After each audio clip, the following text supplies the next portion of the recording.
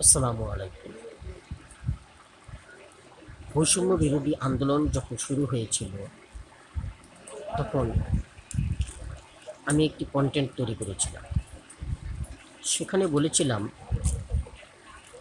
যারা এই ছাত্র আন্দোলন করতেছে তারা মাথায় কাফনের কাপড় বেঁধে রাস্তায় নেমেছে একটা সঠিক দাবি উত্থাপন করার জন্য এবং তা বাস্তবায়ন করার জন্য, জয় নিয়ে ফিরে আসার জন্য।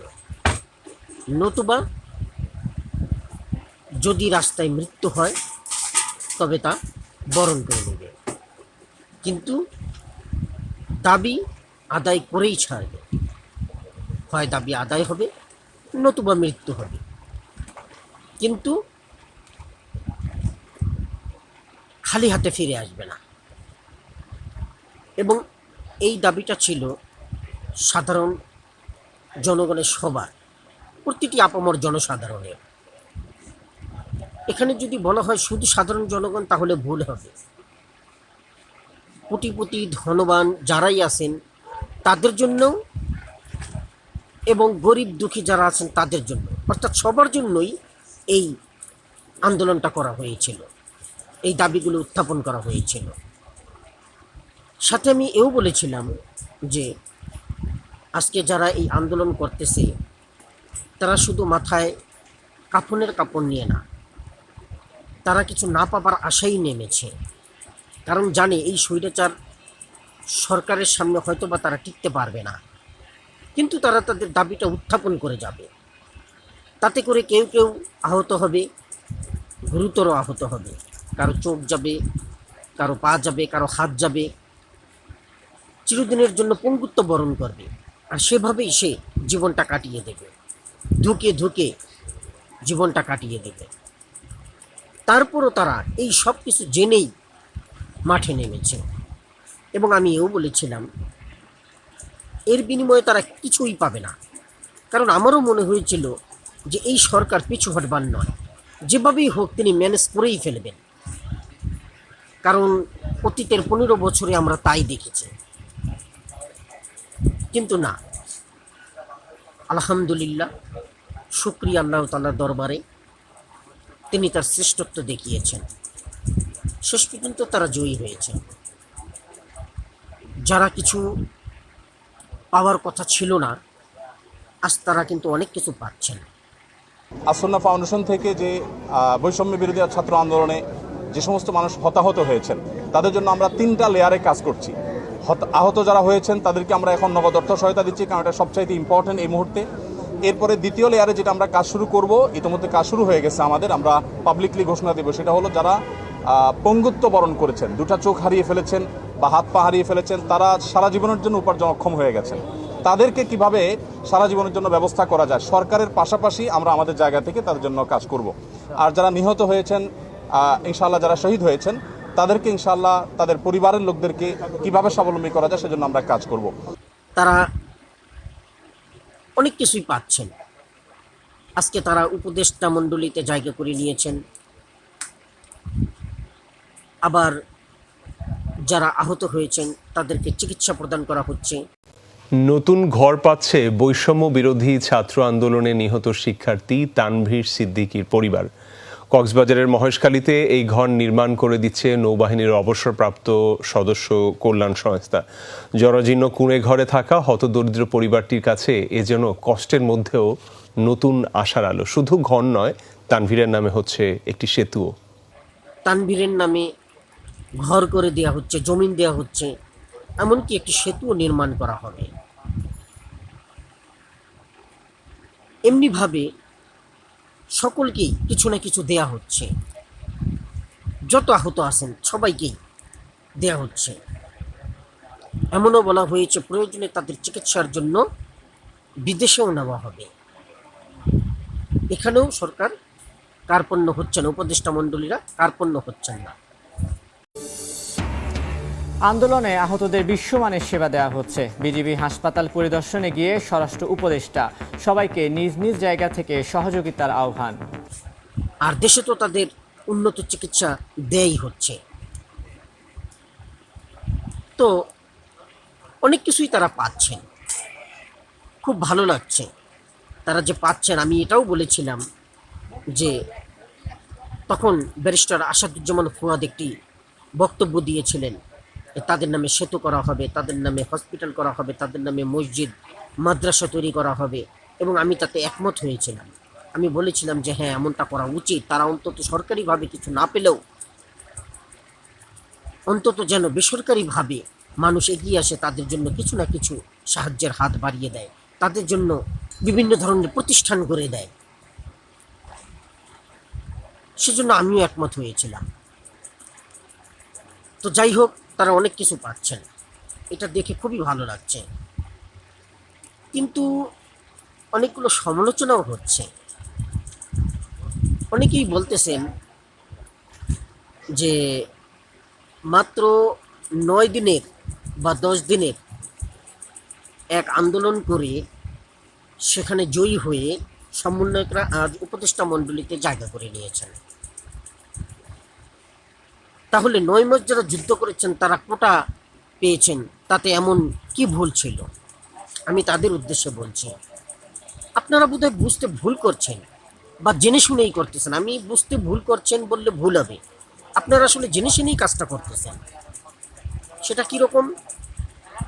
মুক্তিযোদ্ধারা যে কোটা পেয়েছেন তাতে তো কারো কোনো দ্বিমত ছিল না। তারা কোটা নিয়ে চাকরি নিয়েছেন বা তারা কোটা পাওয়ার অধিকারী, তাদের এই অধিকার আছে। তাদেরকে সরকার তথা জনগণ, রাষ্ট্র যথাযথ সম্মান প্রদর্শন করবে, যথাযোগ্য সম্মান প্রদর্শন করবে, উচ্চ মর্যাদা পোষণ করবে, এটা তো সবাই একমত। এক্ষেত্রে কারো কোনো দ্বিমত নেই। দ্বিমতটা ছিল তাদের নাতিপুতির বেলায়, অর্থাৎ মুক্তিযোদ্ধাদের ছেলেমেয়েরাও যে কোটা পেয়েছে তাতেও কোনো দ্বিমত ছিল না। দ্বিমতটা হয়েছে শুধুমাত্র তাদের নাতিপুতিদের বেলায়। তো এইভাবে আর কত প্রজন্ম চলবে? মেধাবীরা আর কত ঠকে থাকবে? এই সমস্ত কথা বলে আপনারা বিভ্রান্ত করেন মানুষকে। আপনাদের মেধাটা কোথায় আছে আর আপনারা কি নিয়ে চলাফেরা করেন, আমার সেটা ভাবতে অবাক লাগে। আজকে উপদেষ্টা মণ্ডলীতে যারা যোগ হয়েছেন, মাত্র 2 জন যোগ হয়েছেন। তারা যে আন্দোলন করেছে তাদের পরিপ্রেক্ষিতে, তাদের সম্মানার্থে তাদেরকে মাত্র 2টি জায়গায় স্থাপন করা হয়েছে। তারা কি আরো বেশি পাওয়ার যোগ্য না? সমন্বয়ক তো আরো কত আছে, আরো তো ছাত্র আছে, তাদেরকেও তো বিভিন্ন জায়গায় স্থাপন করা উচিত, তাদেরকেও তো বিভিন্ন দায়িত্ব দেওয়া উচিত বলে আমি মনে করি। কিন্তু আসলে কি তারা এখন পর্যন্ত গেছেন? এখনো যাননি। হয়তোবা তারা নতুন দল গড়ার চিন্তা ভাবনা করতেছেন, করুক, সেটাও একটা ভালো কথা, খুবই ভালো লক্ষণ। কিন্তু এই সমন্বয়ক, আজকে এই দেশ গড়ার যে একটা সংস্কারের কাজ চলতেছে, এই সংস্কারের জন্য এই ছাত্রদের তো আরো দরকার ছিল উপদেষ্টা মণ্ডলীতে। প্রশ্ন করতে পারেন আপনারা, যারা ভিডিওগুলো করেন তাদেরকে বলছি, আপনারা হয়তো প্রশ্ন করতে পারেন যে এই উপদেষ্টা মণ্ডলীর ভাই কিংবা তাদের সন্তানেরা আসবে কিনা। সেজন্যই এই ভিডিওটি করা। উপদেষ্টা মণ্ডলীতে যে সমন্বয়করা আছেন, ভুলে যাবেন না আপনারা। এই জন্যই কিন্তু আপনারা আন্দোলন করেছেন।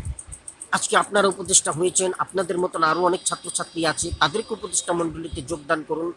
বিভিন্ন মন্ত্রণালয়ে আপনারা দায়িত্ব নিন এবং দেশকে সংস্কারের কাজ করুন। পুরোপুরি সম্মত আছি, বাট আপনারাও যেন আবার ওই পথে নেমে যেন না যেই পথে বিগত সরকাররা হেঁটেছে। অর্থাৎ আপনারাও আপনাদের আত্মীয়দেরকে এনে সেট করবেন না, আপনারা আপনাদের সন্তানদেরকে এনে সেট করবেন না।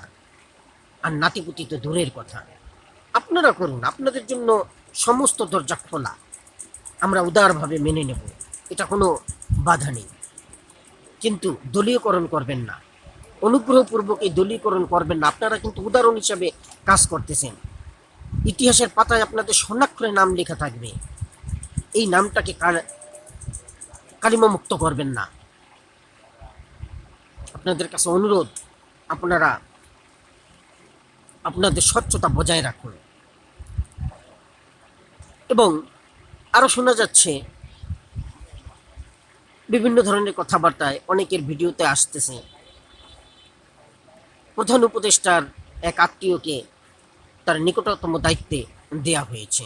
সেখানে কি মেধার কোনো দরকার ছিল না, বা অন্য কেউ উপযুক্ত লোক ছিল না? হ্যাঁ, এটা আপনার সাথে আমি একমত, তবে পুরোপুরি নয়।